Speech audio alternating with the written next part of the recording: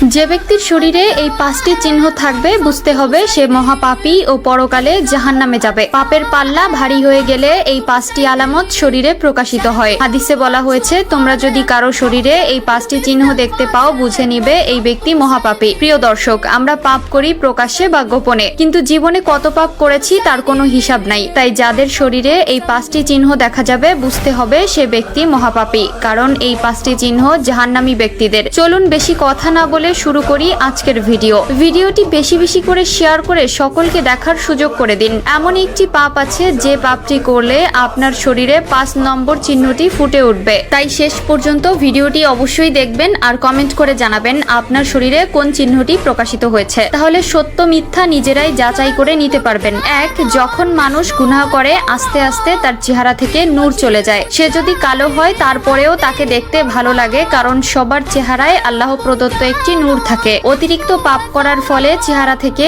এই নূর চলে যায়। 2, যে ব্যক্তি বেশি পাপ করে তার অন্তর কালো হয়ে যায়, তার কিছু ভালো লাগে না, সব সময় হতাশার মধ্যে থাকে। নামাজ রোজার প্রতি মন উঠে যায়, বলতে গেলে তার অন্তরের থেকে শান্তি নষ্ট হয়ে যায়। 3, তার ভেতর থেকে মায়া দয়া উঠে যায়, কলিজা পাথর হয়ে যায়। উদাহরণস্বরূপ, মোনাজাত করলে চোখে পানি আসে না, আল্লাহর ভয়ে অন্তর কাঁপে না, কারো মৃত্যুতে তেমন কোনো কষ্ট হয় না, আল্লাহর রহমত তার উপর থেকে উঠে যায়। 4, হঠাৎ করে দারিদ্রতায় ভোগে, যেদিকেই তাকায় হতাশা তাকে ঘিরে ধরে, নিজের প্রতি কোনো শান্তি পায় না, পূর্ণতার আশায় কোথাও গেলে অপূর্ণতাই তার সাথী হয়, রিজিকের চিন্তায় দিনরাত মগ্ন থাকে। তাহলে বুঝতে হবে এই মানুষগুলো